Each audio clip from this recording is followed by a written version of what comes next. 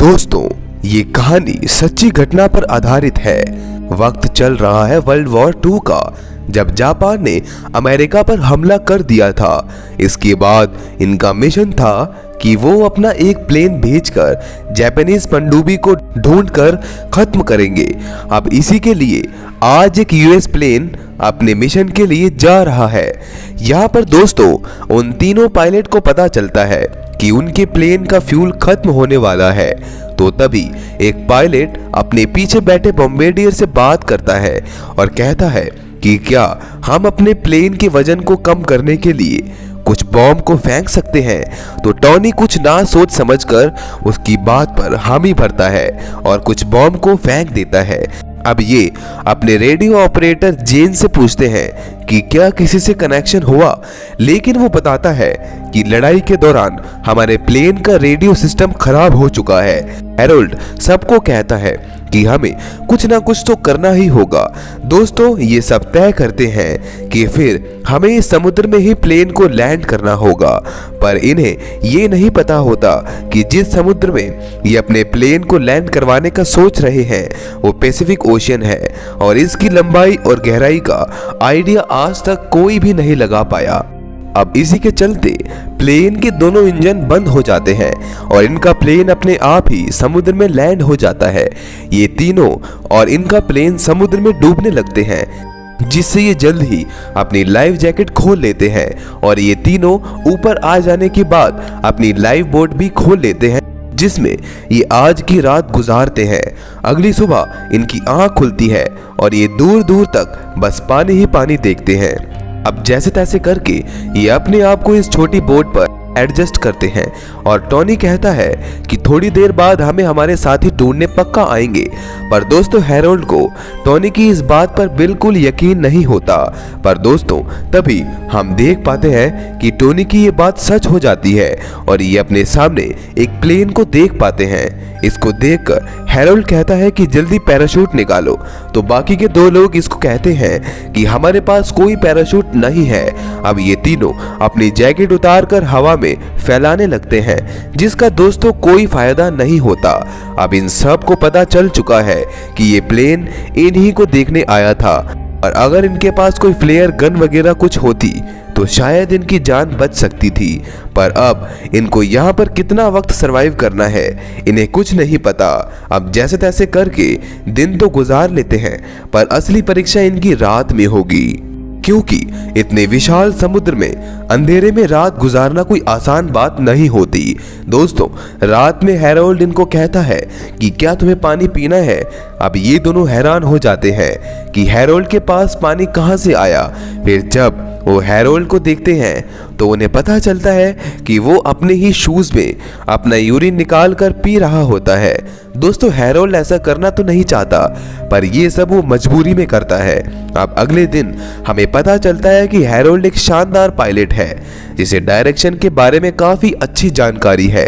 अब वो पता लगा लेता है कि यहाँ से 900 मील दूर एक हवाई आइलैंड है और हमारे पीछे साउथ अमेरिका है और उसकी दूरी है 3000 मील। तो हैरोल्ड कहता है कि हमें साउथ अमेरिका ना जाकर हवाई की तरफ जाना चाहिए, जहां पहुंचने में हमें 1 हफ्ता लग जाएगा। तो ये सुनकर जेन कहता है कि 1 हफ्ते में हम तो भूख से मारे जाएंगे।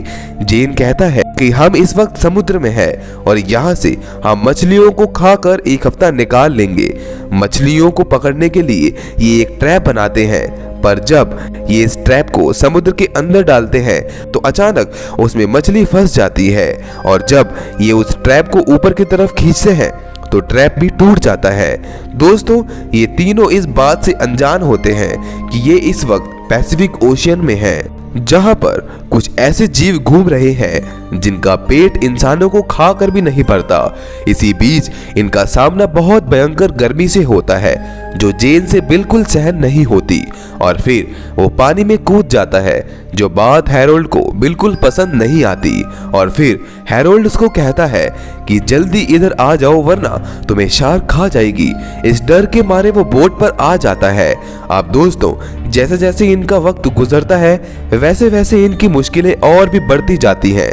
दोस्तों पूरे दिन मेहनत करने के बाद भी इनके हाथ एक भी मछली नहीं लगती। अब इनकी हालत बहुत ज्यादा खराब हो जाती है, ये हम इनका चेहरा देखकर पता लगा सकते हैं। अब दोस्तों जैसा कि मैंने आपको बताया कि हैरोल्ड को हर चीज की बहुत नॉलेज है, तो वो बोट पर एक मैप बनाता है और पता लगाता है कि वो अभी हवाई आइलैंड से कितना दूर है। तो इनको पता चलता है कि हवाई इनसे अभी 700 मील की दूरी पर है और वहां तक जल्दी पहुंचने के लिए इनको हवा के साथ साथ चलना होगा। अब ये दिमाग लगाते हैं और एक लंगर बनाते हैं। दोस्तों ये लंगर अपनी लाइफ जैकेट से बनाते हैं और जैसे ही ये लंगर को अपनी बोट से लगाते हैं और जब उस लंगर का कनेक्शन पानी और हवा से हो जाता है तो इनकी बोट की अपने आप ही स्पीड बढ़ जाती है, जिसे देखकर ये बहुत खुश होते हैं। अब दोस्तों ये तीनों भगवान के आगे प्रे करते हैं और कहते हैं कि भगवान बस एक बार बारिश करवा दो, क्योंकि दोस्तों इनको पानी की सख्त जरूरत होती है। अब रात हो जाती है और ये तीनों सो जाते हैं।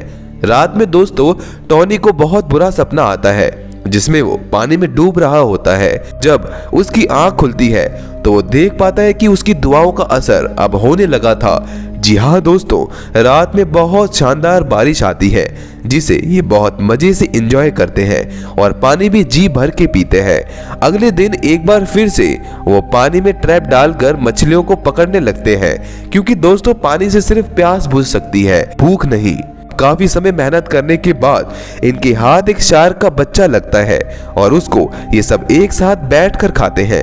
दोस्तों तकरीबन इनको 13 दिन के बाद कुछ खाने को मिलता है, जिसे खाने के बाद इनके शरीर में थोड़ी बहुत एनर्जी आ जाती है। अब ये तीनों आपस में बात करते हैं, जहां पर हैरोल्ड कहता है कि जब मैं घर जाऊंगा तो मेरी बीवी मुझे बहुत डांटेगी क्योंकि मैंने अपनी बेटी का जन्मदिन मिस कर दिया।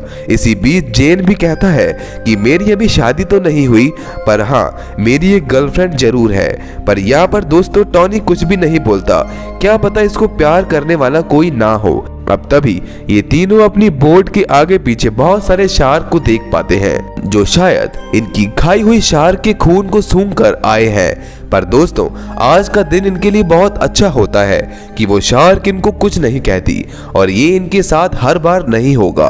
अब दोस्तों इनको इस विशाल समुद्र में 14 दिन बीत जाते हैं, जहां पर जेन टॉनी से उसकी गन मांगता है और उसे कहता है कि तुम चुप रहना, और फिर वो समुद्री पंछी को गोली मार देता है और उसको लेने जाता है।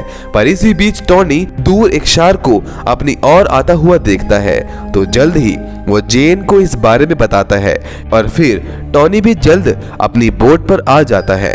वो शार्क भी इनकी बोट के नीचे से गुजरती है और ये एक और शार्क से बच जाते हैं। फिर दोस्तों ये तीनों उस पंछी को खाकर अपना पेट भरते हैं।